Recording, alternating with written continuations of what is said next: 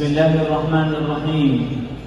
يا أيها الذين آمنوا اتقوا الله ولتنظر نفس ما قدمت لغد واتقوا الله إن الله خبير بما تعملون. وقال رسول الله صلى الله عليه وسلم: عجبا لأمر المؤمن وليس ذلك لأحد إلا لمؤمن إذا أصابته سراء شكر فكان خيرا له وإذا أصابته ضراء صبر فكان خيرا له. صدق الله وصدق رسوله النبي الكريم. أما بعد، اختتامی لمحات علماء کرام کا اور یہاں ماشاءاللہ طلبہ کی ایک جمع وکیل بڑی تعداد ماشاءاللہ آج اپنے اختتام کو پہنچ رہے ہیں. میں دو تین باتیں عرض کرنا چاہتا ہوں اور اپنے ان علماء ساتھیوں سے کچھ گزارشات عرض کرنا چاہتا ہوں کہ الحمدللہ اس جامعہ صفا کا تعلیمی، تربیتی، مسلکی، مشربی، ذوقی مزاج اور مسلک اس پاکستان میں، اس بلدیاتوں میں، اس کراچی تک محدود نہیں. اللہ کے فضل و کرم سے آج دنیا کے مختلف ممالک میں یہ آواز اور یہ صدا پہنچ رہی ہے. رسول اکرم صلی اللہ علیہ وسلم کے سامنے ایک عجیب و غریب معاہدہ ہوا تھا. میں اس معاہدے کی ایک چھوٹی سی نقطہ اور پوائنٹ ذکر کر کے اپنے علماء ساتھیوں کو ایک ٹارگٹ، ایک چیلنج، ایک مشن، ایک سوچ، ایک نظریہ ساتھیوں کو دینا چاہتا ہوں. ان لوگوں نے ایک عجیب و غریب شرط لگائی تھی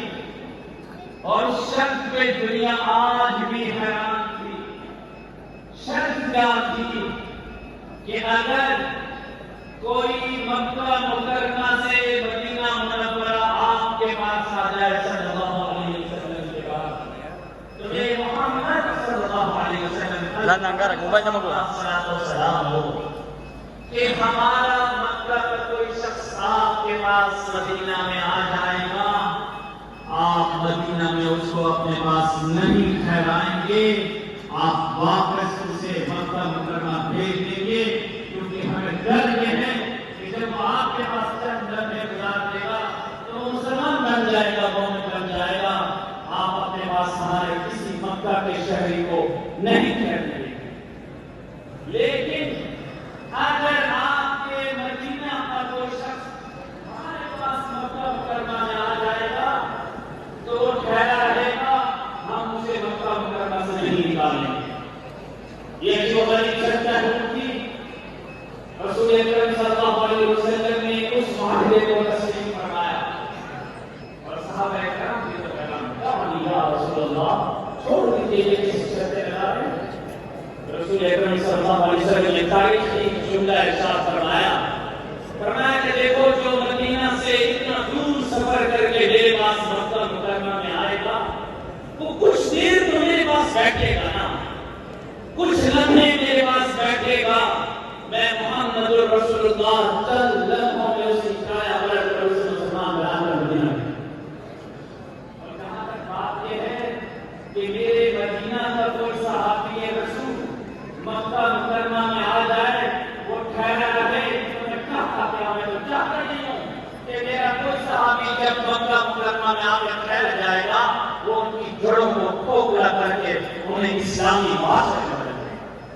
میں نوجوان ساتھیوں سے کہنا چاہتا ہوں، مت سوچیے کہ آپ جب کسی علاقے میں جائیں گے، دربت میں جائیں گے، مکرام میں جائیں گے، گوادر میں جائیں گے، پسلی جھیپی جائیں گے، یا وزیرستان جائیں گے، یا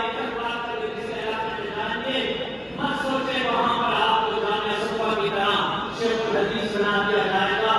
آپ کو زیرو سے شروع سے کہانی شروع کرنی پڑے گی. آپ کو بتانا پڑے گا میں یہاں پہ ہدایت پڑھا رہا تھا، میں یہاں حضوری پڑھا رہا تھا، میں یہاں نام پڑھا رہا تھا، یہاں ہندوس کے اساتذہ واقف ہے، میں یہاں شرع قرآن کی ذمہ داریوں کو سنبھال رہا تھا. لیکن میں جب مانگتا ہوں میرے مطلب یہ چند ساتھی یہاں شیخ پر بھی موجود ہے، میں نے وہاں پر علی بارہ سے قرآن پاک کا سلسلہ شروع کیا، وہاں قرآن پاک کی باقاعدہ ایک کھیت تیار ہوئی اور آج الحمدللہ وہاں پہ عالم کورس کا نظام چل رہا ہے. اللہ العزیز خاندان کے اندر یہ وقت بہت قریب آنے والا ہے کہ جس طرح درس بخاری کی یہ محفل جہاں سے رہی ہے انشاءاللہ تعالی یہ محفل آپ بھی وہاں پر سجدے میں دیکھیں گے انشاءاللہ تعالی، اور وہاں پہ الحمدللہ ہر مہینے کی بنیاد پہ 20 سے 25 افراد اسلام قبول کرتے ہیں، اور ان میں سے کئی ایسے لوگ بھی ہوتے ہیں جو تحقیق کی بنیاد پر اسلام قبول کرتے ہیں۔ میں ان ساتھیوں کو کہہ دینا چاہتا ہوں، علمی فصاحت، بلاغت، تحقیق، زبانوں کی مہارت کے ساتھ آپ کی زبان میں عربی کی فصاحت کے ساتھ ساتھ انگلش کی گفتگو کا ملکہ بھی حاصل ہونا چاہیے، اور وہ مہارت حاصل ہونا چاہیے جس مہارت کی بنیاد پر، ریسرچ کی بنیاد پر آپ ان کے دلوں کو اسلام کے لیے موم کر دیں، انہیں اسلام کے لیے مائل کر دیں۔ میں انہیں بتا دیا کرتا ہوں کہ اسلام is the complete religion, Islam is the complete life, which Islam given the all kind of necessary things for the Muslim society۔ کیا ہم آج جب اسلام کی دعوت ان کو دیتے ہیں، ہم انہیں بتاتے ہیں کہ اسلام کے